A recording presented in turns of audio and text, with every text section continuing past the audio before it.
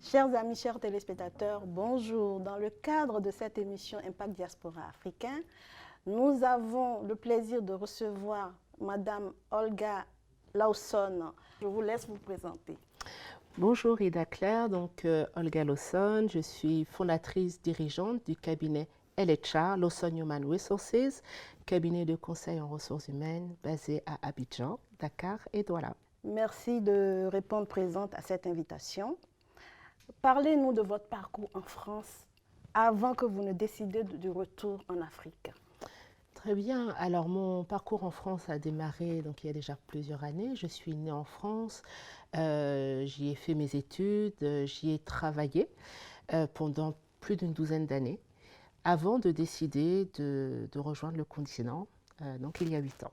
Justement, ce qui est paradoxal dans cette affaire, c'est que vous êtes né en France, vous avez fait votre cursus scolaire en France, mais qu'est-ce qui a été l'élément déclencheur, ce qui vous a amené à décider d'un retour en Afrique? Parce que, bon, c'est quand même assez exceptionnel cette décision. Je peux dire que ça n'a pas vraiment été une décision, c'est quelque chose qui a toujours été en moi, née en France mais africaine, togolaise. Ça a toujours été quelque chose qui m'a accompagnée et dès que j'en ai eu l'occasion, j'ai tenté ma chance et je me suis dit allons-y parce que pour moi l'Afrique était un continent d'avenir et je voulais y être. Alors le choix du retour étant fait, il y a quand même eu une préparation, vous avez quand même eu des sources de renseignements pour éviter des pièges parce que quand même un retour comme ça en Afrique, il faut se préparer, il faut quand même savoir sur quoi on va atterrir là-bas. Et comment êtes-vous préparé à cela? Vous avez eu quelqu'un qui vous a aidé à...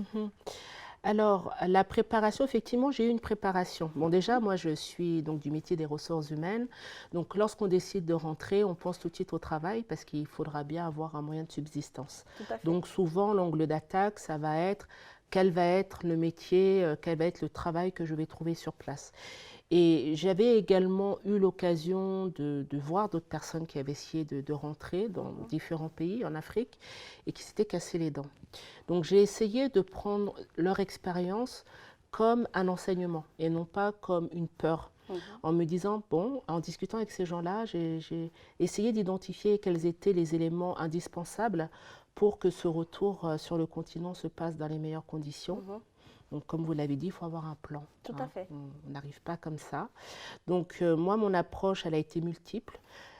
Tout d'abord, je vous l'ai dit, j'ai cherché un travail, donc je me suis fait accompagner. Comme on dit souvent, les cordonniers sont les plus mal chaussés. Donc, étant RH, j'ai tout de même fait la démarche de rencontrer des conseillers, notamment auprès de l'APEC, qui m'ont donné des conseils très avisés. Ensuite, j'ai décidé de me préparer financièrement parce qu'on ne sait jamais ce qui nous attend en arrivant. Et donc, j'ai essayé de prévoir, on va dire, un bas de laine de l'équivalent d'un an, en vivant de manière, on va dire, tout à fait raisonnable. Et ça m'a permis de partir l'esprit serein. Très bien. Voilà. Donc, depuis environ 8 ans, vous êtes basé en Afrique. Tout à fait. Vous êtes originaire du Togo. Tout à fait. Et vous avez choisi d'abord le Sénégal, si je ne me trompe. Et aujourd'hui, vous résidez définitivement en Côte d'Ivoire. Pourquoi ces choix? Pourquoi ces choix? Alors, déjà, pour des raisons, on va dire, liées au business et raisons économiques, c'est vrai qu'en me posant la question du retour, je me suis dit quels seraient les pays, les points de chute qui me permettraient de m'intégrer le plus rapidement possible et de trouver un emploi, on va dire, à peu près équivalent à celui que j'avais lorsque j'étais en France, que lorsque j'ai quitté la France, j'étais DRH dans un grand groupe, Haïti. Donc, je voulais être un petit peu précautionneuse. Et c'est vrai qu'au Togo, au moment où je partais, voilà, la dynamique n'était pas encore la même. Donc, je me suis dit, je vais commencer par là. Donc, vous êtes définitivement en Côte d'Ivoire aujourd'hui, c'est ça? Oui, c'est ça. Après 4 ans passés au Sénégal, donc d'abord le Sénégal parce Oui. que j'ai quelques attaches, des amis qui m'ont encouragé à aller là-bas, ce que je n'ai pas regretté. Et 4 ans après, j'ai décidé de venir en Côte d'Ivoire parce que pour des raisons encore liées au business, Tout à fait. c'est un pays qui est très dynamique Oui. et très accueillant d'ailleurs. Donc j'ai posé mes valises il y a 4 ans et je ne regrette pas. Vous ne regrettez pas. Non. Alors, depuis que vous êtes en Côte d'Ivoire, est-ce que vous avez déjà quand même rencontré quelques difficultés d'insertion? Parce que quand même, si vous atterrissez dans un pays qui n'est pas le vôtre. Encore au Togo, vous pouvez dire que vous êtes originaire du Togo, mais en Côte d'Ivoire, quand même, il faut prendre le temps de se faire des amis, de se faire un réseau. Est-ce que vous avez rencontré des difficultés dans ce sens? En réalité, non. Que ce soit au Sénégal ou en Côte d'Ivoire, ce sont 2 pays qui sont très accueillants. Une fois encore, je pense qu'il faut avoir un plan. Je connaissais quelques personnes au Sénégal, davantage d'ailleurs en Côte d'Ivoire, des personnes qui m'ont accueilli, qui m'ont aidé, voilà, des personnes qui étaient déjà rentrées ou sur place, hein, tout simplement, et qui m'ont aidé à comprendre, on va dire, l'environnement des affaires. Et ça s'est fait de manière assez simple, voilà, sans trop de stress. Il y a quand même une question que je voulais vous poser parce que pourquoi pas le Togo d'où vous êtes originaire? Alors, la question revient, hein, c'est un peu normal. Pourquoi pas le Togo? Donc, je l'ai expliqué tout à l'heure un peu pour des raisons, on va dire, liées un peu à la dynamique, mais je m'y intéresse de plus en plus hein, au Togo parce que ça bouge beaucoup vers chez nous. Maintenant, c'est vrai que lorsqu'on rentre sur le continent, on a un petit peu peur de l'aspect, on va dire, on va dire l'aspect social. Qui fait que bon, quand on est en Europe, chacun vit de son côté. Oui. Lorsqu'on rentre au pays, on est plus dans la vie familiale, les événements familiaux, les baptêmes, les mariages et tout ce qui s'ensuit. Donc c'était peut-être une situation à laquelle je n'étais pas préparée au début. Je le suis davantage maintenant, puisque de toute façon, je suis sur le continent, mais c'est vrai que ça mettait une certaine distance. Voilà, en étant sur le continent, ça mettait une certaine distance. Justifié ou non, mais je pense à quelque part que ça peut faciliter. Ouais. Voilà. Je peux vous comprendre parce que même déjà étant ici, on est sollicité déjà par la famille. Tout à fait. Et c'est vrai qu'un retour au pays où tout le monde sait que vous êtes revenu, donc tout le monde vous sollicite, est-ce que c'est la seule raison ou bien actuellement, le Togo comme certains autres pays de la sous-région ouest africaine ont du mal à dynamiser le secteur privé, notamment le retour au pays de la diaspora?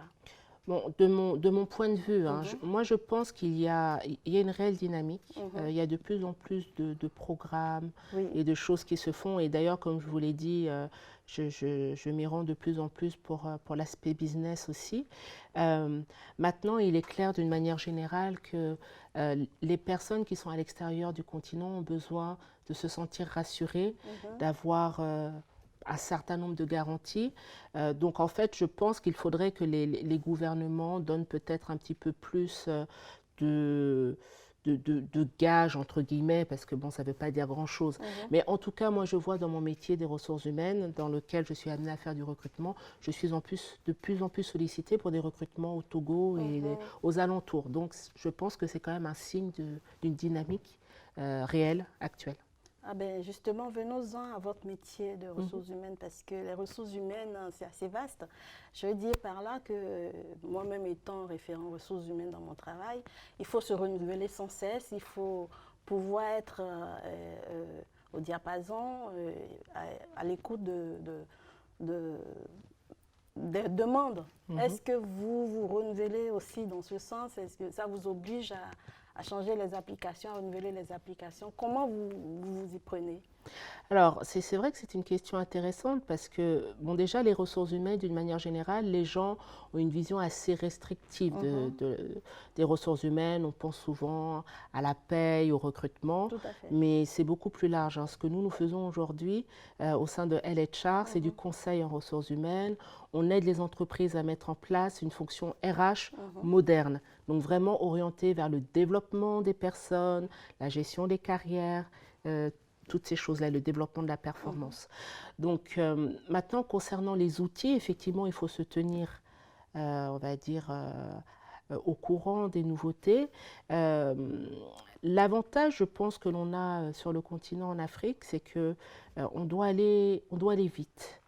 Et ça nous permet, en tout cas pour nous consultants, d'éviter un certain nombre d'écueils qu'on a pu vivre quand on était en Europe. Voilà, donc ça va plus vite. Il y a des entreprises qui sont prêtes à mettre en place un certain nombre d'outils qui sont, voilà, tout ce qui est digital, le digital RH, on en parle depuis un certain nombre d'années. Donc il y a des entreprises qui sont tout à fait matures pour cela et qui le font sans passer par la case fichier Excel.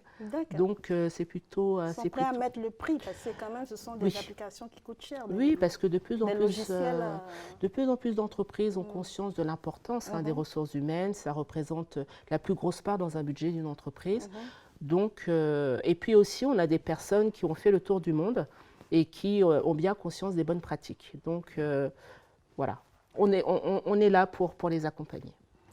Et Madame Lawson, aujourd'hui, vous voyez terminer votre carrière en Côte d'Ivoire ou bien il se peut qu'un jour vous reveniez encore en France, compte tenu du contexte actuel?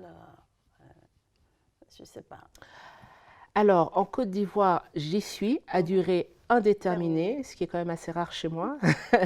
Mais pour l'instant, je n'ai pas prévu de retour en France, qu'il y a tellement de choses à faire sur le continent que voilà, je pense qu'il y a encore beaucoup de choses à faire en Côte d'Ivoire et ailleurs, puisqu'aujourd'hui, effectivement, je suis basée en Côte d'Ivoire, mais je travaille pour le Sénégal, pour la Guinée, le Burkina, le Togo, le Bénin, le Mali, bref. Mon terrain de jeu est assez grand. Donc, si vous avez un conseil à donner aux personnes qui ont envie d'emboîter votre pas, quel serait le conseil que vous pouvez leur prodiguer aujourd'hui? Alors, le conseil que je donnerais, compte tenu de mon expérience, du recul que j'ai, ayez un plan, ne vous jetez pas la tête la première, posez-vous les bonnes questions, parce que rentrer en Afrique, ce n'est pas un projet en soi. Il faut regarder les choses de manière plus globale, plus générale, personnelle et professionnelle. Pourquoi je veux rentrer?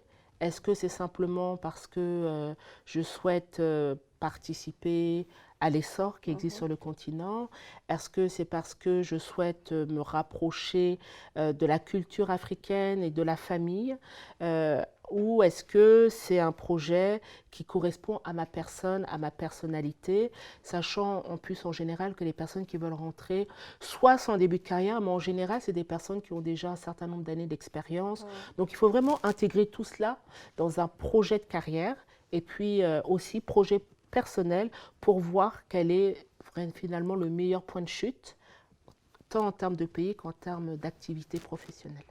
Nous arrivons au terme de cette émission. Je vous remercie de nous avoir suivis. N'oubliez pas de vous abonner à la page Impact Diaspora Afrique sur Facebook et sur YouTube.